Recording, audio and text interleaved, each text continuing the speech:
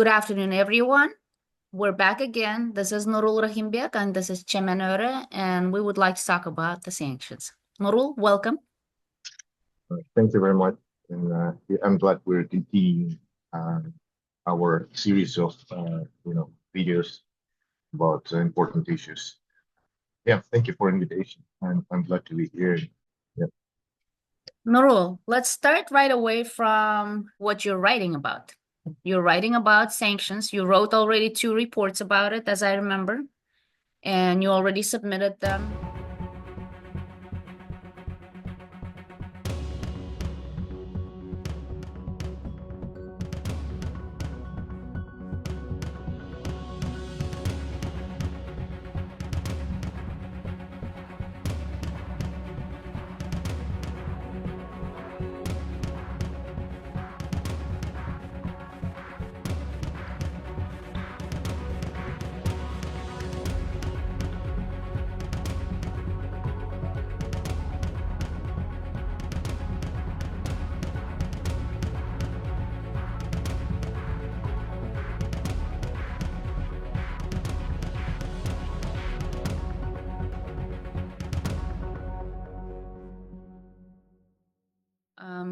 How threatening is Russia to the world? And are you only working on Kazakhstan or any other countries too? Can you talk more about it, please?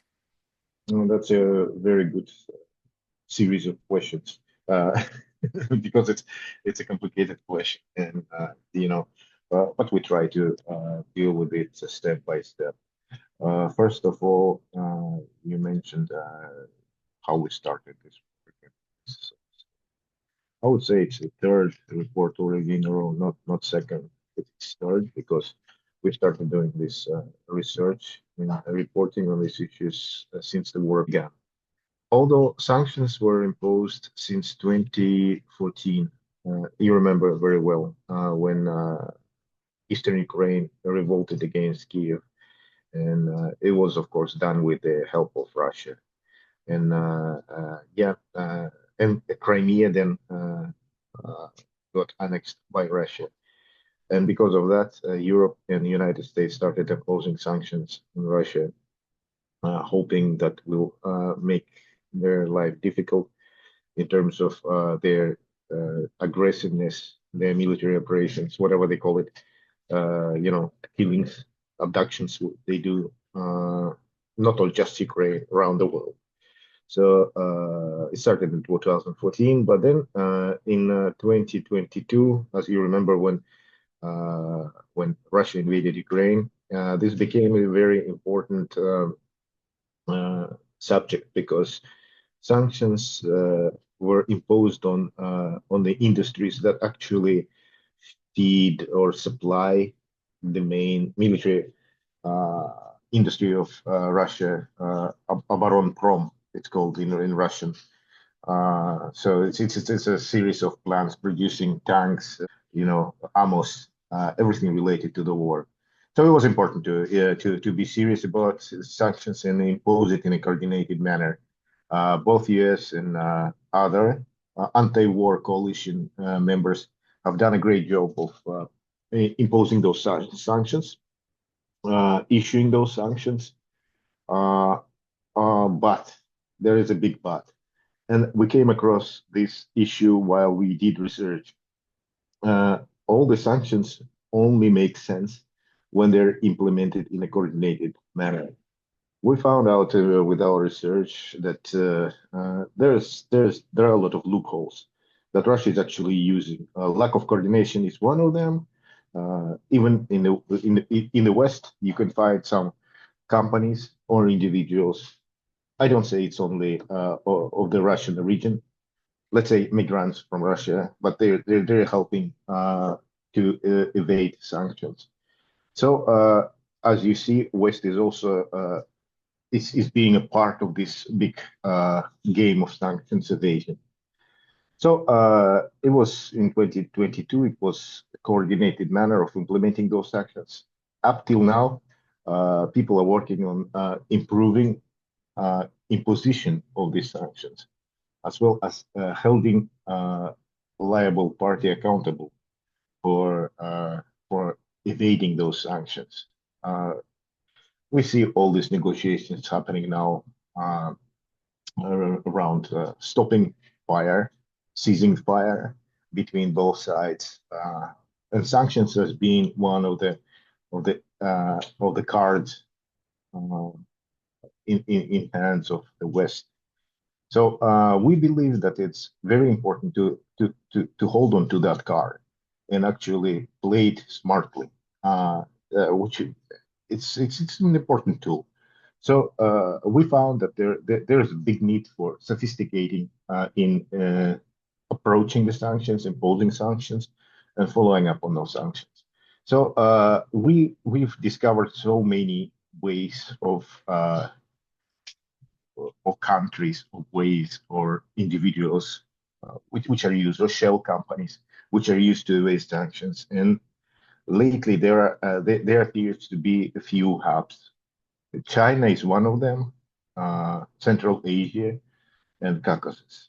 It's like those sort of pivot places through which all the goods are circulating to Russia. So that is in a nutshell what we can say about how far we went in terms of researching effectiveness or impact that sanctions are having. Thank you so much, Nurul. Can you go more deep into what exactly are you targeting in your report? For example, I know that you've already found a lot of information on different Mhm. countries, especially Kazakhstan, how they're evading the sanctions and how they're assisting Russia. All right. I know that Turkmenistan is not in there. We're not yet exactly able to pinpoint.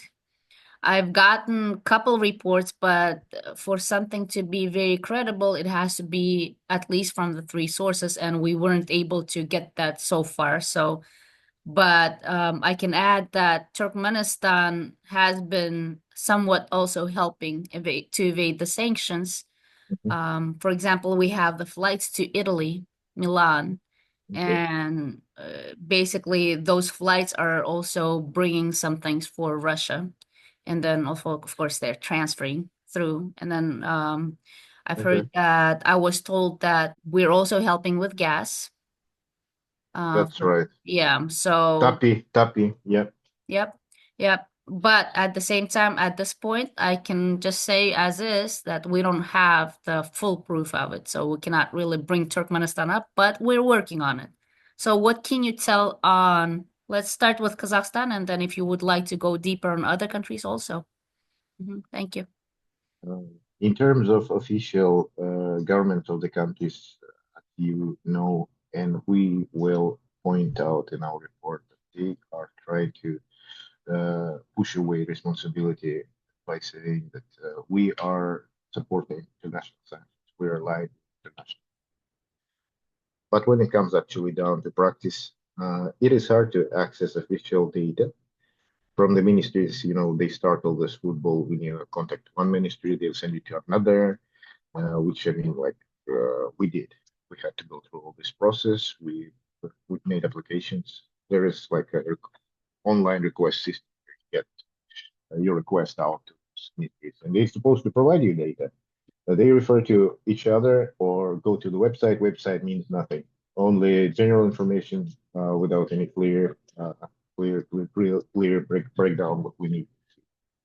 So we started with from like looking what official data will provide us, but then we have also fielded a lot of people down in Kazakhstan who investigated local businesses, local oligarchs, all this wealth. It appears that unofficially, Kazakhstan is helping through the and when I say oligarchs, we all understand it's the same club of former president from post-Soviet Union, Nazarbayev family. It's not a secret. I'm talking about Kulibayev, for example. Timur Kulibayev, he's son-in-law, Nazarbayev's son-in-law. He's married to Nazarbayev's second daughter, and he's been always considered being Prince of Kazakh oil because he's involved behind all these shady deals of shipping, which we talked already about, like shipping oil to Western countries to bypass sanctions.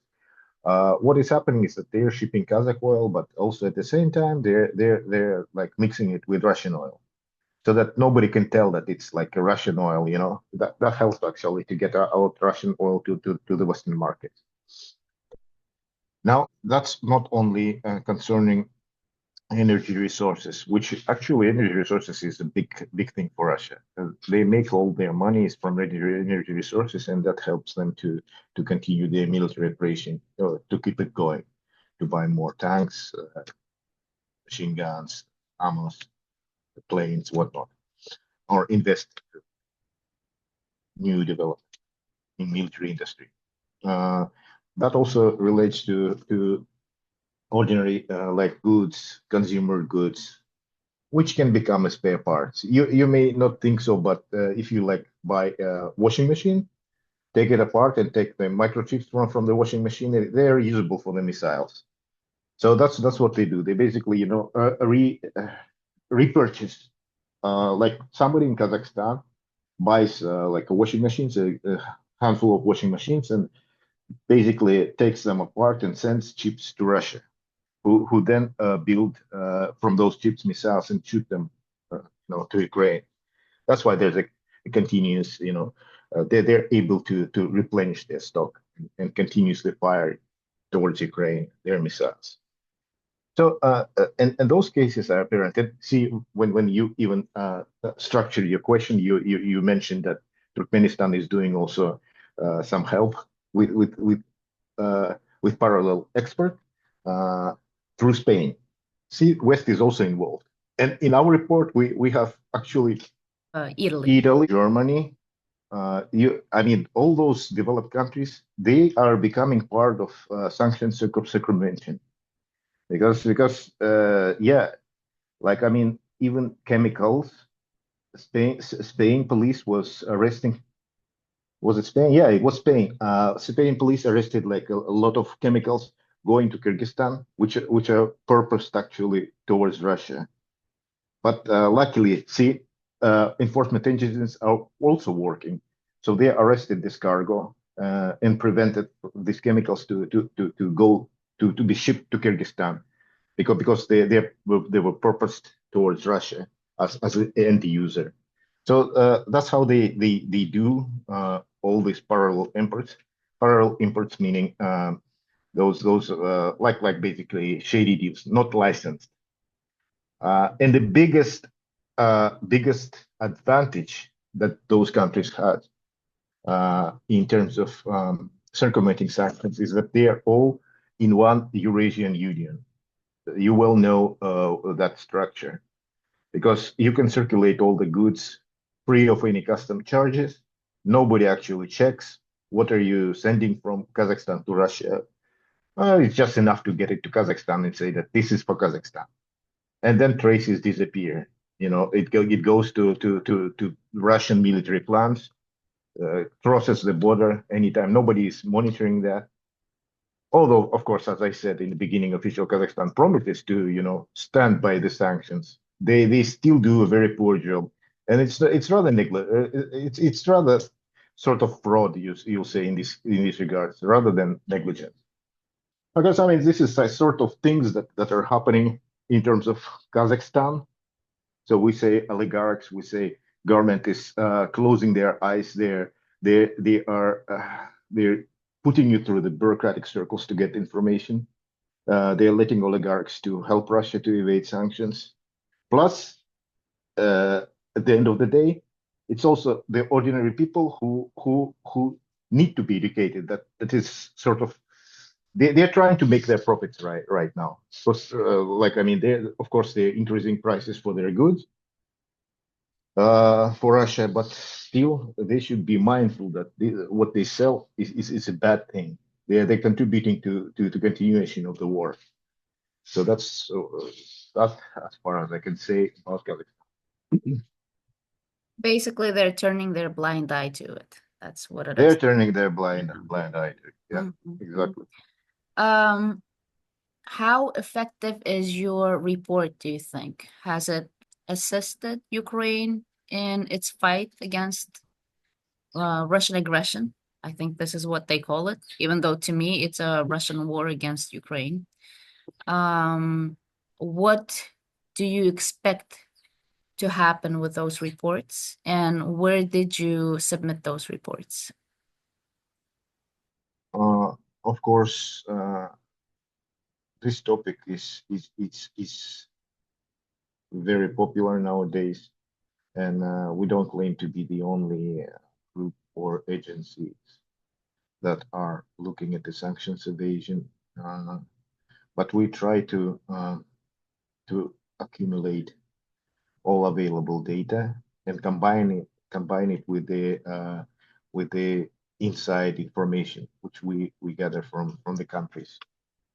That gives us a sort of an objective picture, so we can see what people achieve with the desk researches. Plus, we combine it with the field data we actually getting from the field. Uh, in terms of like uh, actually having an impact, we distributed this data last year uh, to the law enforcement agencies. Here in the United States, I was speaking to the Prosecutor General of the European Union, uh, Madame Corecia, I think her name is. She's Romanian. She's very effective, very strong prosecutor. So she welcomed, this um, cooperation, whistleblowing on our civil society side, and enforcement, monitoring sanctions violations and enforcement, like punishing. Europe came with a sets of rules, actually, how to punish those people last year, which I think goes in line with what we're trying to do. And it's helpful because these people cannot get away. You know, if there is like some strong approach from the law enforcement agencies. In terms of United States, in the United States, we have highlighted many cases. I would say like 6 episodes from our last year's report. Uh, there are like 6 companies that was mentioned in our report got sanctioned by US. So I think it's already good. It's already some achievement, and some of them are very important links in the chain of sanctions evasion. So I mean, this year we just came out with a report this March. We have uh, we are now working on distribution. Our first circle, which we already distributed to the State Department, on the Hill. Then, of course, we'll be looking into sending them data to Office of Foreign Assets Control, OFAC, famous OFAC, which actually sanctions those entities around the world, uh, Ministry of Justice, and many others, as well as the civil society. Of course, we cooperate with them so we can take this issue up. So, of course, we're looking forward to see if we can have more impact this year. And we strongly believe that sanctions is an important tool. It should not be abolished. It can be very well used right now in today's agenda, new administration's agenda. They they can pressurize Russia into something by not lifting those sanctions. So it's important to keep those sanctions and keep sanctioning those who are actually trying to find some other ways. So it's like, yeah, whatever it finds the hole, it goes there. So we try, and it's important to like do a holistic approach to close all the holes so the crazy animal cannot escape. So that's our approach, and yeah, hopefully we'll see some more impact this year too. With the changes that are happening right now in US, and Hmm. US has the basically final say right now. Um, Yeah. how do you think is that affected? Because at this point, to me, it seems from my perspective, it seems Russia is trying to get off of the sanctions, yeah, Mhm. and US is kind of favoring Russia at this point. Even the last talks, peace talks that they had, they were bringing that up too. And That's what do you think? What is your thought about it? that's a very good question. It can go anywhere from this point, of course. We have only power of recommending people to do something that is, from our point of view, would be more advantageous in this situation. But as I already mentioned, that sanctions is a tool that should not be dropped. It should be kept, you know, so somewhere like you could pull it out and use it at any time in the negotiation. We have a very good example what's happening in Europe because Russia has requested European Parliament a couple of days ago to lift those sanctions because of the ceasefire agreement. And guess what happened? They rejected it because they see that Russia is not stopping the fire. People still are dying. I mean, the houses, like civilians' houses, are getting destroyed. We see what happened like yesterday in Kharkiv. They bombed again like a civilian, like apartment building. So what kind of ceasefire we're talking about? So again, it should not be lifted. That should be kept, and it's only a recommendation from our side. So I think if Europe is going that route, and if they're pretty much coordinating their efforts as well as other uh, parts of the world, Japan, those who joined anti-coalition, anti-war coalition, I think it will be quite likely that the US will be sort of going this route too. Like I mean, they will still keep sanctions, but will make them more strict. I mean, at the level it is right now, they might add more companies to the sanctioned list. But rather, it's not going to be having like immediate effect. So I mean, that's my prediction also, and we have a part in our report about forecast what is going to happen in 2020. As well as we see that a lot of new routes Russia is going to use, new unions Russia is going to exploit, like more work with BRICS, more work with members of the BRICS, like China, India. Like they're selling already a lot of oil. They're sending a lot of oil there. If they're losing their market in the West, so their energy resources are now rerouted towards those countries. Even though it's not beneficial, they have to pay less per barrel for what they pay at European market. Still, they're gonna make some money. So it's basically that's my prediction. That's my prediction. It's not going. The sanctions are not going to be dropped, but at the same time, they are not going to be made stricter. There will probably be an important point too. Yeah. It will remain to be an important point, and I don't think it will be dropped. Mm-hmm. Nurul, this is not related to the sanctions, but I would Mm-hmm. like to add this on the fact that also, and I don't know if this is happening to other countries or not, of Central Asian countries, but Turkmen students and Turkmen citizens have been basically abducted in Russia and taken to war in Yeah. packs, in groups. And this keeps happening. And I've been seeing since last year, I've been seeing Mm-hmm. those signs. I like lots of parents, lots of relatives were looking for their sons, whatever, brothers, and all that stuff. And then at some point, they end up finding them in Ukraine fighting the Russia's war, aggressors' war. And of course, Turkmenistan is a dictatorship, and they're actually the Muppet puppet in the pocket dictatorship of Russia. So they're not doing anything about it. Is similar thing happening with Kazakhstan or other countries too? Because, for example, just a week ago, Turkmen students in Astrakhan, they revolted against the Russian government.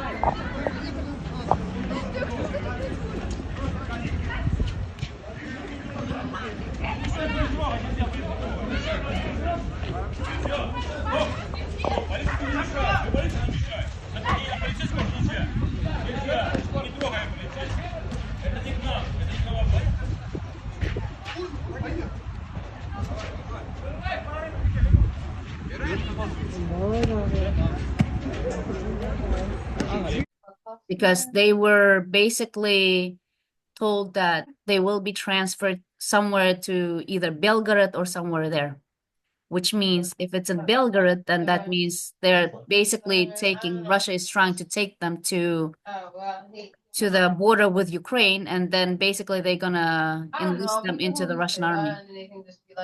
And that's we're seeing, these kind of signals that this is what's happening with the Turkmen students, many Turkmen Yeah, students and citizens. What can you tell about your side? a big factor. We still have actually volunteers who help special military operation, as they call it. They travel from Kazakhstan, mostly ethnically Russians. I will have to underline, I'm sorry, that they're mostly ethnically Russians in a lot of Kazakhs who are living in Russia.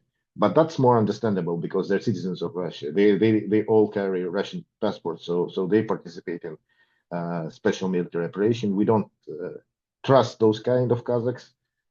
Also, there are debates in the society. Of course, do we support them? We don't. We first of all respect citizenship, even that it's a Russian citizenship. We uh, we understand that part, but we don't understand them being Kazakhs and supporting Russian military operations. Same happens to all other minorities like Buryats. They all collect money to support special operation. All people of Siberia, Tatarstan, even bigger groups. So people get recruited to the war. Uh, and what is the death toll now? It's about 1 million soldiers died already, Russian million soldiers. Imagine how many of those are actually from ethnic minorities. So yes, my answer is yes. A lot of Kazakhs are also dying there at the war for nothing. Like I mean, they're under the threat, like Turkmen, you know, But they're not who are forced, are studying. they? Like Turkmens are. Turkmens are being basically. Right now, those who are in Kazakhstan are not forced. They're more going voluntarily, but they're ethnically Russians, most of them. In terms of those who are forced Kazakhs, they're citizens of Russia. They're inside Russia. So that's yeah my take on I'm gonna return back to the sanctions. So, we talked about the general stuff and everything, but now I Mhm. would like to ask you a question about what is Ukraine involved with your reports? Are they cooperating with you? Are you guys are they supporting you in your reports at all? Are you guys That's working with them? that's a very good question. Thank you very much. And obviously, it makes a lot of sense to involve Ukrainian side because it's about Ukraine right now.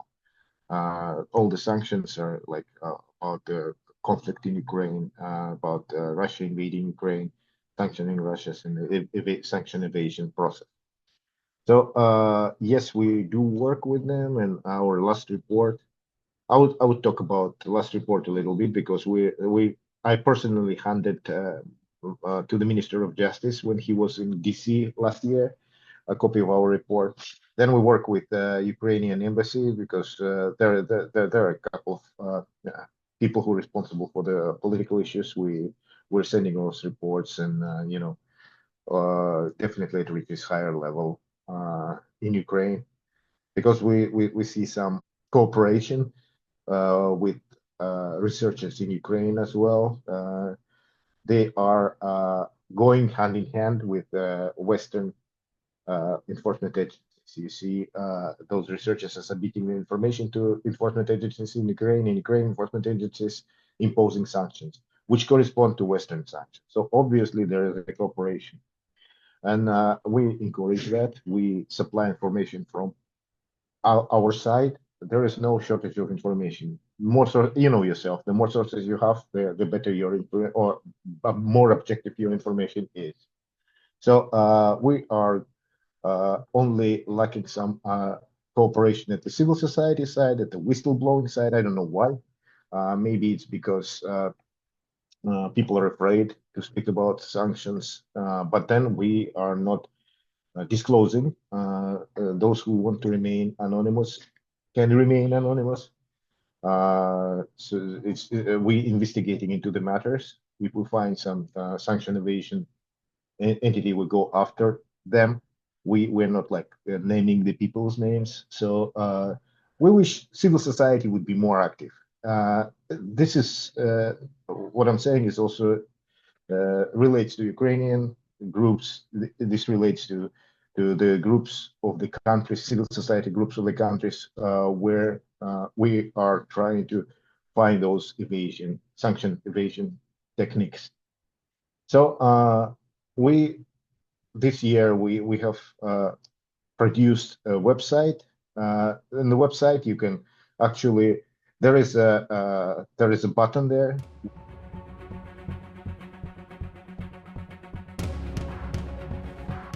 You can report on sanctions evasion.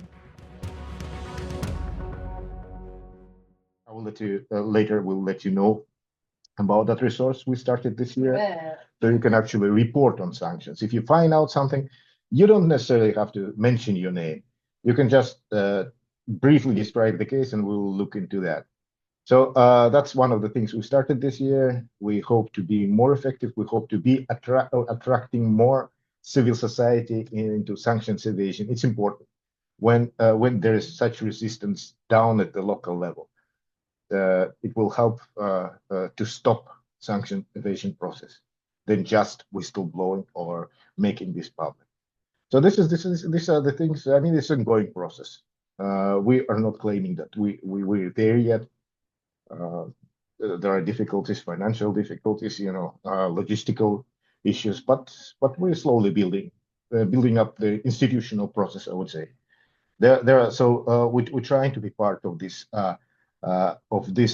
scheme. Law enforcement agencies, civil society, whistleblowing civil society, and we're going after those who are evading sanctions, as well as the governments of the country, who either have the chance to support or, I don't know, don't spoil the things. So I will end here. And Right. again, if you're interested in future, we can cover any of those areas in more details. But I think this would be sufficient to just give a general understanding of where we are at the moment. Nurul, thank you so much for actually making time and Definitely. coming My and pleasure. providing us with all of this. Now, we're gonna conclude this session, but the last thing I would like to ask and for you to conclude are the recommendations that you can give. And I just want to quickly show what I got in my shirt. Make Russia small again. This is important for us. Great shirt. Slava Very Ukraini. great shirt. Geroim Slava. Very great shirt. Yeah, I mean, of course, we as a professionally oriented researchers, we have to be neutral. But excuse me, everybody has to be neutral in this game. So we are actually pro justice. Let's say pro justice. So we consider to be the more you speak out, the more usefulness you bring to the process of stopping the war. So the recommendation is one of the biggest recommendations would be to enhance cooperation between the structures that I just mentioned. It's the civil society, government, and law enforcement agencies, which is actually part of the government, but I'm just emphasizing that it's important to enhance cooperation, more reporting, more submitting information, more holding people accountable in those areas. And our report actually contains detailed set of recommendations. You can find our report on our website, which later I will give you. Probably you can include it in the comments. So that's pretty much it. I mean, it's not difficult. It's just one of those things that you face every day in your life. So enhanced cooperation between U.S., other allies, West, Europe, European Union, and so on and so forth. Well, this was a great talk. Thank you, Nurul, Yeah, and likewise we're here. looking forward to doing it again.